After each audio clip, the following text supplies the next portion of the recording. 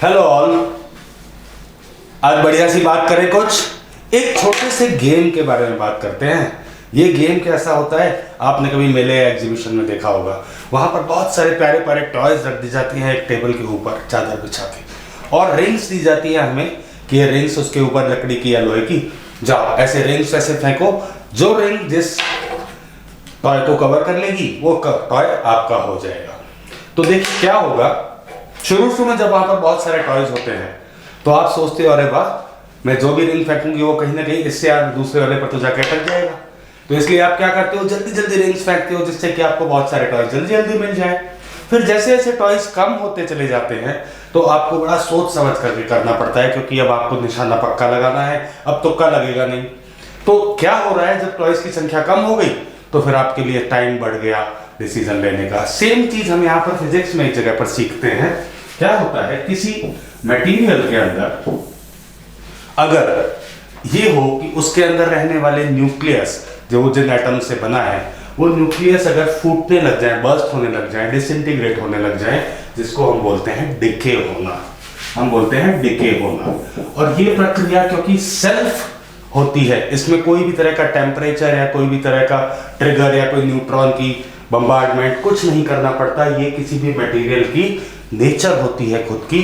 तो फिर हम इसे बोलते हैं वो मटेरियल रेडियो एक्टिव मटेरियल्स होते हैं।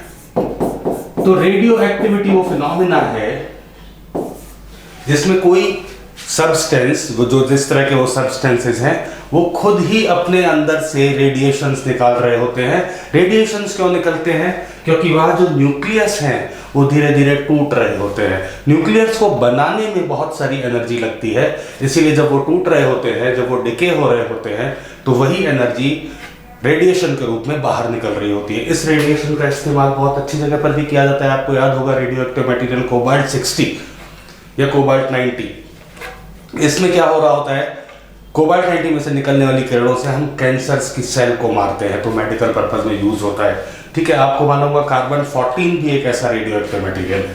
तो एनीवेज यहाँ पर जो न्यूक्लियस है इस सैंपल के अंदर, रेडियो एक्टिव मटेरियल के सैंपल के अंदर, वो डिके होना शुरू हो जाते हैं। ये जो डिके हो रहा है इसकी एक रेट होती है, और जैसा कि अपन ने गेम वाले एग्जांपल से समझा, जब शुरू में बहुत सारे न्यूक्लियस अवेलेबल होते हैं तो बहुत तेजी से डिके होता है, पर जैसे जैसे वो न्यूक्लियस कम होते जाते हैं डिकेइंग की प्रोसेस बहुत स्लो हो जाती है। Law of activity radio activity की। तो हमने यहाँ पर समझा कि सबसे पहले हमारा डिस्कशन हुआ था एक्टिविटी के बारे में। एक्टिविटी क्या है, rate of dissociation of the nuclei. Activity को हम कैसे न्यूमेरिकली लिख सकते हैं, तो हमने बोला फिजिक्स में रेट हमेशा d/dt से लिखी जाती है। आपको याद है हम बहुत सी बार ds/dt करके स्पीड लिखते थे, तो यहाँ पर हम d/dt लिखेंगे, और किसका होगा ये, n का, क्योंकि हमने n को नंबर ऑफ न्यूक्लियाई के लिए यूज़ किया है। तो ये हमारे लिए एक्टिविटी का एक फॉर्मूला हो जाएगा या एक रिप्रेजेंटेशन हो जाएगा, क्योंकि ये जो टर्म है एक्टिविटी या जो रेट ऑफ डिके है ये हमेशा एक नेगेटिव वैल्यू देगी, हर बार कम होती जाती वाली चीज़ों की वैल्यू देगी, इसलिए हम इसके आगे एक माइनस साइन यूज़ करेंगे। इतनी इंपॉर्टेंट बात समझ लेने के बाद आपको सिर्फ ये समझना है कि हमने जो एग्जाम्पल डिस्कस किया था खिलौने वाला, उसके हिसाब से क्या हो रहा है कि ये जो एक्टिविटी है ये हमेशा किस पर डिपेंड करती है, आप कितना फास्ट आगे काम करने वाले हो, वहाँ कितने खिलौने बचे हैं। कम बचते हैं खिलौने तो हम धीमे काम करेंगे क्योंकि बहुत सोच समझ के काम करना है, और जब ज़्यादा होते हैं बहुत सारे तो हम फास्ट काम करते हैं क्योंकि वहाँ पर तुक्के लग जाते हैं। सिमिलरली यहाँ पर एक्टिविटी फिर किस पर डिपेंड करेगी कि अभी वहाँ पे प्रेजेंट नंबर ऑफ न्यूक्लियाई कितने हैं।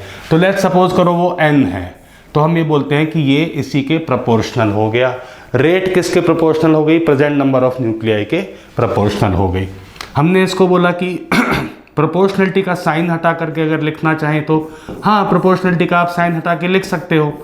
आप लिख सकते हो कि इक्वल लैम्डा टाइम्स n। ये लैम्डा कहाँ से आया, तो हमने बोला प्रोपोर्शनलिटी का साइन हटाया तो लैम्डा लगा दिया।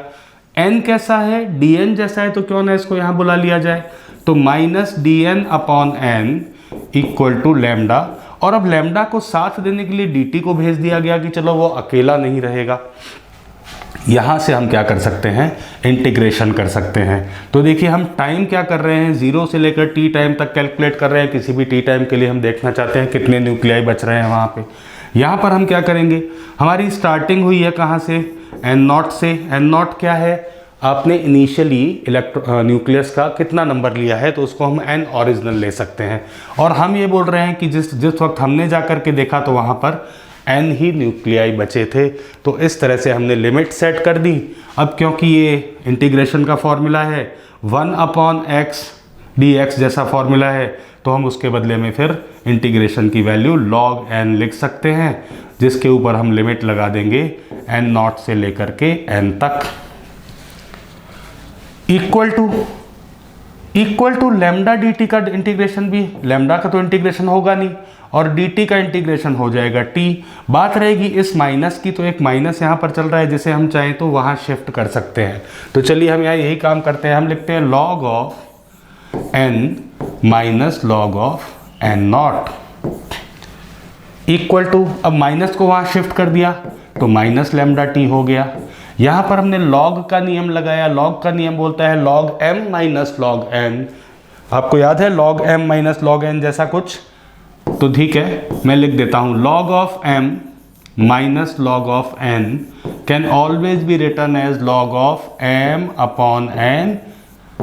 एक ही बार में log लगा के लिख सकते हैं। तो फिर यही काम हम यहाँ पर भी कर लेते हैं, हम लिख देते हैं log n upon n0 equal to minus lambda T.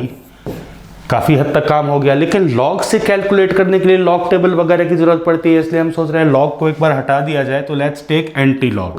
तो अगर हम एंटी log ले लेंगे यहाँ पे, तो ये log हट जाएगा, n अपॉन n0 बनेगा।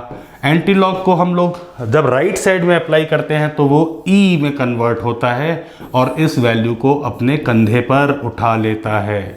इस तरह से हमने बोला कि देखो हमने ये रूप लगा दिया, अब इसका जस्ट फाइनल एक रूप बच रहा है, वो है n0 को उस तरफ शिफ्ट कर देना, जिससे कि आप किसी भी टाइम t में किसी सैंपल में कितने न्यूक्लियस बचेंगे उसके लिए एक फॉर्मूला निकाल सकते हो, n0 e power minus lambda T.